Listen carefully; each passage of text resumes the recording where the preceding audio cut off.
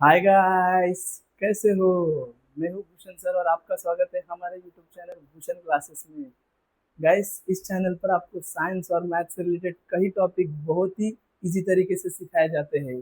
हमारे क्लास का एक ही मोटिव है, हमारे चैनल का एक ही मोटिव है, आपको तो पता है, लर्निंग मेड सिंपल। तो गाइस, आज की क्लास शुरू करने से पहले मैं आपके लिए कुछ बोलना चाहता हूँ, एक शायरी बोलना चाहता हूँ। तो ध्यान से सुनिए। सीढ़ियाँ उन्हें मुबारक हो जिन्हें छत तक जाना है। सीढ़ियाँ उन्हें मुबारक हो जिन्हें छत तक जाना है। मेरी मंजिल तो आसमां है, रास्ता मुझे खुद बनाना है। मेरी मंजिल तो आसमान है, रास्ता मुझे खुद बनाना है। तो गाइस, किसी के ऊपर डिपेंड रहने की जरूरत नहीं, अपना रास्ता खुद बनाइए, आसमान आप छू लोगे। ठीक है गाइस, तो आज का लेक्चर शुरू करेंगे। आज मैं आपके लिए फिर से एक नया इंपॉर्टेंट टॉपिक लेके आया हूँ, जिसका नाम है, तो चलते हैं टॉपिक की तरफ। उस टॉपिक का नाम है inverse square law of gravitation. ठीक है गाइस, तो हमारे टॉपिक का नाम क्या है? Inverse square law of gravitation. इसे हम दूसरे तरीके से बोल सकते हैं यूनिफॉर्म सर्कुलर मोशन, या फिर मैग्नीट्यूड ऑफ सेंट्रीपिटल फोर्स। क्या बोल सकते हैं? Magnitude of centripetal force. तो गाइस, तुम्हें समझने के लिए मैंने यहाँ पर एक डायग्राम बनाई है। तो ये सर्कल है मेरा, ये सर्कल का सेंटर है, और इस सर्कल के अराउंड एक ऑब्जेक्ट घूम रहा है इस सरकमफेरेंस में। तो वो ऑब्जेक्ट है, और इस सर्कल के सेंटर में जो फोर्स है जिसके कारण ये ऑब्जेक्ट घूम रहा है, तो उस फोर्स को हम बोलेंगे सेंट्रिपिटल फोर्स। ये आपको पता होगा गाइस। और इस सेंट्रिपिटल फोर्स का फॉर्मूला है F equals to m v square upon r. तो F मीन्स होता है फोर्स, M मीन्स होता है मास ऑफ ऑब्जेक्ट, और V मीन्स होता है इस ऑब्जेक्ट की वेलोसिटी, और R मीन्स होगा इन दोनों के बीच में का डिस्टेंस। ठीक है गाइस। और गाइस, सर्कल के जो पाथ में जो ऑब्जेक्ट घूम रहा है उसे हम बोलते हैं सरकमफेरेंस। सर्कुलर पाथ है, तो ये बॉडी जो है सर्कल के अराउंड की, इसे हम बोलेंगे सरकमफेरेंस। और इस सरकमफेरेंस का फॉर्मूला है 2 पाई आर। क्या फॉर्मूला है सरकमफेरेंस का? 2 पाई आर। तो इसी के बेस के ऊपर हम इसका डेरिवेशन छुड़ाने वाले हैं। तो शुरू करते हैं आज का डेरिवेशन, जो है inverse square law of gravitation. तो गाइस, सबसे पहले हमें क्या करना है, कुछ चीज कंसीडर करनी पड़ेगी। मैं लिखता हूँ और आपको समझाते जाता हूँ।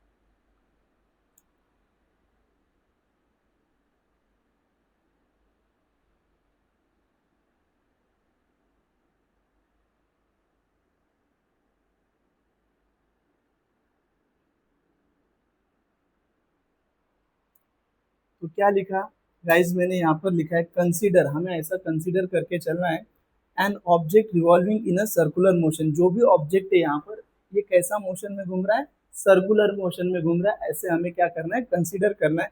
तो हमें एक फॉर्मूला पता है। क्या फॉर्मूला पता है? यहाँ पर मैं आपके लिए फॉर्मूला लिखता हूँ गाइस। स्पीड इक्वल्स टू,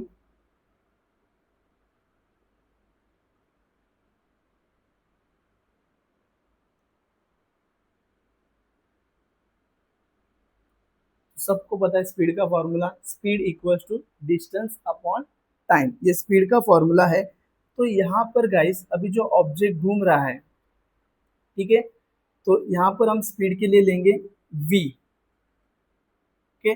और यहाँ पर डिस्टेंस क्या हो सकता है गाइस? देखो, इस सरकमफेरेंस में घूम रहा है, तो यही उसके लिए क्या होगा? डिस्टेंस होगा। यहाँ से घूमेगा ऐसे सर्कुलर पाथ, और वापस इसी जगह पे आएगा, तो ये सरकमफेरेंस इसका क्या होगा? डिस्टेंस होगा, जितना ट्रैवल करेगा। तो डिस्टेंस की जगह पे हम लेंगे सरकमफेरेंस की वैल्यू 2 पाई आर। तो यहाँ पर मैंने लिया 2 पाई आर। और टाइम जो है, जितना टाइम इसको लग रहा है घूमने के लिए, उसको लेंगे हम टी। ठीक है। तो गाइस, स्पीड की जगह पे वी लिया, और डिस्टेंस की जगह पे सर्कल का सरकमफेरेंस लिया, और टाइम के लिए हमने टी लिया। तो इस इक्वेशन को हम देंगे इक्वेशन नंबर 1। ठीक है। सेकेंड इक्वेशन क्या हो सकता है, ये जो ऑब्जेक्ट है गाइस, सर्कुलर पाथ में कोई भी ऑब्जेक्ट घूमता है तो किसके वजह से घूमता है, किसके वजह से घूमता है, सेंट्रिपिटल फोर्स के वजह से। यहाँ पर ये ऑब्जेक्ट घूमने का कारण है कि यहाँ पर एक फोर्स इसको प्रोवाइड हो रहा है जिसका नाम है सेंट्रिपिटल फोर्स। तो सेकेंड फॉर्मूला हम यूज करने वाले हैं सेंट्रिपिटल फोर्स का। तो यहाँ पर मैं लिखता हूँ F is equals to mv² upon r। तो ये हो गया सेंट्रिपिटल फोर्स का फॉर्मूला, इसको देता हूँ इक्वेशन नंबर 2। तो गाइस क्या करेंगे हम यहाँ पर, तो जो ये वैल्यू है v की, इक्वेशन नंबर 1 की वैल्यू इक्वेशन नंबर 2 में पुट करेंगे v के जगह पर। तो यहाँ पर मैं लिखूंगा put the value of equation 1 in equation 2। क्या लिखा मैंने guys, put the value of equation 1 in equation 2।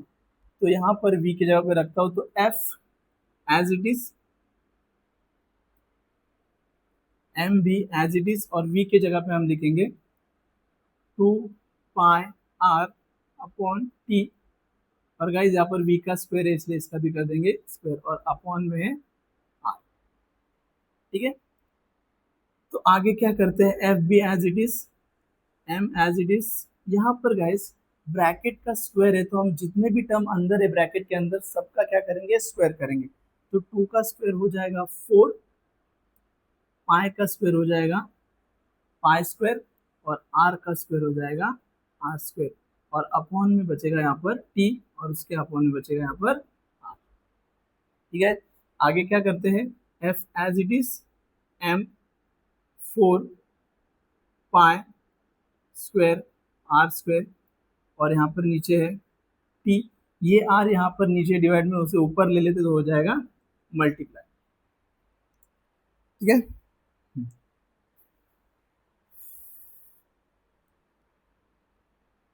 Guys यहाँ पर हमने क्या किया, 2 का स्क्वायर किया 4, पाई का स्क्वायर किया पाई स्क्वायर, और आर का स्क्वायर किया आर स्क्वायर। गाइज यहाँ पर टी भी था तो टी का भी तुम्हें क्या करना है, स्क्वायर करना है। यहाँ पर भी क्या करेंगे, टी का स्क्वायर करेंगे, और ये आर नीचे उसको ऊपर ले लेंगे। ठीक है,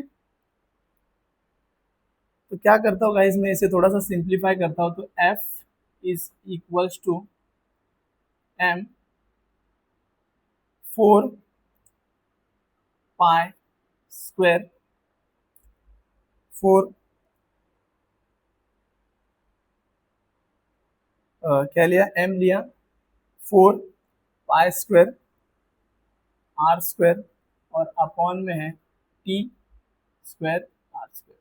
गाइस यहाँ पर आर स्क्वायर 2 टाइम है तो इस 2 टाइम आर में से एक आर कट हो जाएगा, तो यहाँ पर बचेगा F equals to M 4 pi square, और यहाँ पर बचेगा आर, और नीचे बचने वाला है टी स्क्वायर। ठीक है, तो गाइस यहाँ तक हमने किया। आगे क्या करना है, जो भी इक्वेशन का, अभी ये बीच में यहाँ पर है एफ, और इक्वल के इस साइड क्या है, एम 4 पाई स्क्वायर आर, और अपॉन में है टी। ठीक है, तो इक्वेशन के इस साइड वाले पार्ट में, जिसको मैं बोलूंगा आर एच एस वाले पार्ट में, ऊपर भी आर स्क्वायर से मल्टीप्लाई करना है और नीचे भी आर स्क्वायर से मल्टीप्लाई करना है। तो यहाँ पर मैं क्या करूंगा, यहाँ पर लिखूंगा मल्टीप्लाइंग एंड डिवाइडिंग, लिखता हूँ multiplying and dividing by R square. तो इस साइड सिर्फ ऊपर भी आर स्क्वायर से और नीचे भी आर स्क्वायर से, तो इसलिए मैंने लिखा multiplying and dividing by R square. तो कैसे लिखता हूँ, F as it is M 4 pi square R, और अपॉन में है टी स्क्वायर, इनटू ऊपर में मल्टीप्लाई करूंगा आर स्क्वायर से और नीचे डिवाइडिंग करूंगा आर स्क्वायर से। ठीक है गाइस, तो F is equals to M 4 pi square, और ये और आर का मल्टीप्लाई करूंगा तो हो जाएगा आर क्यूब। और नीचे आ जाएगा, इन दोनों का मल्टीप्लाई करेंगे तो होगा टी स्क्वायर आर स्क्वायर। ठीक है, क्या किया, M as it is 4 pi square R, और आर स्क्वायर का मल्टीप्लाई किया आर क्यूब, और नीचे टी, और इस आर स्क्वायर का multiply T square are square. ठीक है, तो यहाँ पर क्या करता हूँ, F is equals to M 4 pi square, और नीचे लिखता हूँ आर स्क्वायर। तो मैंने इसमें से ये आर क्यूब और टी स्क्वायर को मैं बाजू में निकालूंगा, इसको आर क्यूब और टी स्क्वायर को, तो यहाँ पर मैं बाजू में निकालता हूँ, यहाँ पर ऊपर आर क्यूब और नीचे आ जाएगा टी स्क्वायर। ये दो टर्म को मैंने क्या किया, साइड में निकाल के रखा। ठीक है, तो इसको देते हैं इक्वेशन नंबर 3। ठीक है, तो आप क्या करेंगे, आपको तो पता होगा कैपलर थर्ड लॉ, सबको पता है कैपलर थर्ड लॉ, तो कैपलर थर्ड लॉ यहाँ पर यूज करेंगे। यहाँ पर लिखते हैं फ्रॉम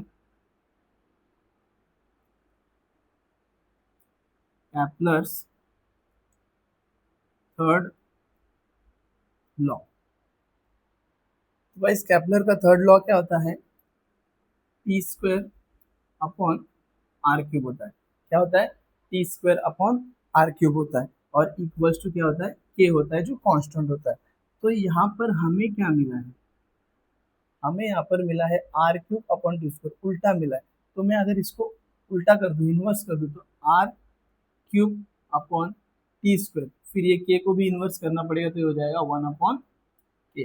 देखो गाइस, मैंने क्या किया, आर को ऊपर ले लिया, टी को नीचे, इसको बोलते हैं हम इनवर्स।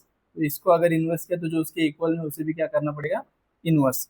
तो यहाँ पर मुझे क्या वैल्यू मिली, R cube upon T square equals to 1 upon के।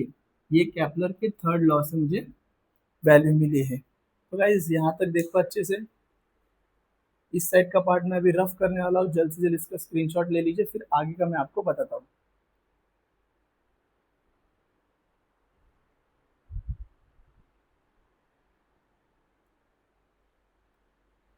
तो मुझे आशा है गाइज आपने स्क्रीनशॉट लिया होगा। तो देखते हैं आगे का पार्ट। तो यहाँ पर गाइज हमें कैपलर के थर्ड लॉ से हमें क्या मिला था, R cube upon T square equals to 1 upon, यहाँ पर नहीं सॉरी गाइज, यहाँ पर के क्या मिला था, R cube upon T square equals to 1 upon K मिला था। ठीक है गाइज, तो मैं एक बार फिर से इक्वेशन नंबर थर्ड लिखता हूँ, फ्रॉम इक्वेशन 3। तो इक्वेशन 3 क्या था हमारा, यहाँ पर मैं लिखता हूँ F equals to 4m pi square, और अपॉन में था आर स्क्वायर, और यहाँ पर था R cube upon T square. ये मेरा था इक्वेशन नंबर थर्ड। तो क्या करेंगे गाइस, ये जो वैल्यू है वो इक्वेशन नंबर थर्ड में क्या करेंगे, पुट करेंगे। क्या करेंगे, पुट करेंगे। तो कैसा होगा, यहाँ पर f equals to 4m pi square upon R square into, तो इसकी वैल्यू क्या है गाइस, यहाँ पर 1 अपॉन के। यहाँ पर लिख देता हूँ मैं 1 अपॉन के। गाइस ये वैल्यू इस इक्वेशन में हमने क्या किया, पुटअप किया। तो यहाँ पर अब कैसे होगा, f एज इट इज 1 से अगर इस पूरे इसको मल्टीप्लाई करते हो तो सेम आंसर आएगा 4m पाई स्क्वायर, और अपॉन में आएगा आर स्क्वायर। और यहाँ पर क्या करूँगा, यहाँ पर मैं लिखता हूँ, जैसे कि यहाँ पर इससे हमने 1 से मल्टीप्लाई किया, तो एज इट इज रखो गाइस, इसको कुछ मत करो, 1 अपॉन के ही रख दो इसको। ठीक है, अब क्या करते हैं,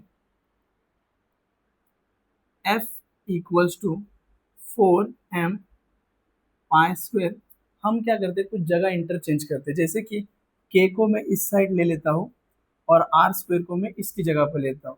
देखो गाइस, जगह चेंज करने से कोई प्रॉब्लम नहीं होने वाला है। जैसे यहाँ पर मैं आपको बताता हूँ, मेरे पास है 5 इंटू 3 इक्वल्स टू, इसका आंसर क्या आता है, 5 3 जा 15 आता है। ठीक है, तो मैंने गाइस इसकी जगह इंटरचेंज कर दी, मैंने ऐसा कर दिया 3 इंटू 5, इसका भी आंसर क्या आने वाला है, 15 आने वाला है। तो जगह चेंज करने से यहाँ पर कोई प्रॉब्लम नहीं होने वाला है। तो हम क्या करेंगे, के को इधर ले लेता हूँ अपॉन में के, और यहाँ पर बचेगा 1/r²।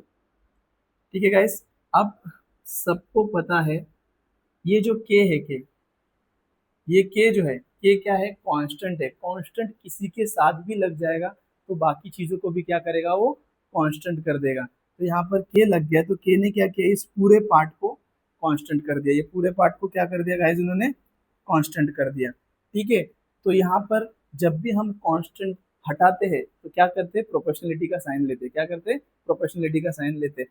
तो यहाँ पर कैसे करेंगे हम, एफ प्रोपोर्शनलिटी का साइन लिया, और ये पूरा कांस्टेंट था तो वो क्या हो गया, हट गया। तो यहाँ पर क्या बचा, 1/r²। ठीक है गाइस, ये देखो ये कैसा होता है, अगर ये ऐसा है, f is inversely proportional to the r², तो अगर मैं इसको प्रोपोर्शनलिटी साइन हटाता हूँ तो क्या होगा, f इज इक्वल टू, और यहाँ पर मैं कुछ कांस्टेंट लूंगा, तो ये कांस्टेंट था मेरा पूरा, क्या कांस्टेंट था, 4m π² अपॉन k, और यहाँ पर क्या था, 1/r²। तो ऐसा था मेरा पार्ट, मैंने क्या किया, उसको प्रोपोर्शनलिटी का अपना कांस्टेंट हटा के ऐसे पार्ट में कन्वर्ट। तो मेरा क्या मिल गया, final answer, f is inversely proportional to the r², inversely proportional to the r²। तो गाइस यही जो है, ये जो इक्वेशन मिला, ये जो हमें मिला लास्ट में पूरा डेरिवेशन छुड़ाने के बाद, इसी को हम कहते हैं, क्या कहते हैं guys, inverse square law of gravitation. यही है हमारा inverse square law of gravitation. ये गाइस, तो पूरा डेरिवेशन मैंने आपको बहुत ही इजी तरीके से बताया। वीडियो को एक बार फिर से अच्छे से देखिए, कोई स्टेप नहीं समझी तो मुझे आशा है आपको समझ में आ जाएगा। और हमें बताइए कि आपको हमारा वीडियो कैसा लगता है। अगर वीडियो अच्छा लगा तो लाइक कीजिए, कमेंट कीजिए, और हमारे वीडियो को ज़्यादा से ज़्यादा शेयर कीजिएगा, इस ताकि सबका जो स्टडी है आसान हो जाए, सबको लर्निंग मेड सिंपल का मतलब पता चल जाएगा। इस याद रखना, अपना खुद का रास्ता हमें खुद बनाना है। तो ठीक है गाइस, आज के टॉपिक देखो अच्छे से, पूरी तरह से समझो उसे, क्योंकि ये साइंस में का बहुत ही इम्पोर्टेंट डेरिवेशन है। फिर हम मिलेंगे अगले क्लास में एक नए टॉपिक के साथ और एक नए जोश के साथ। Bye bye guys.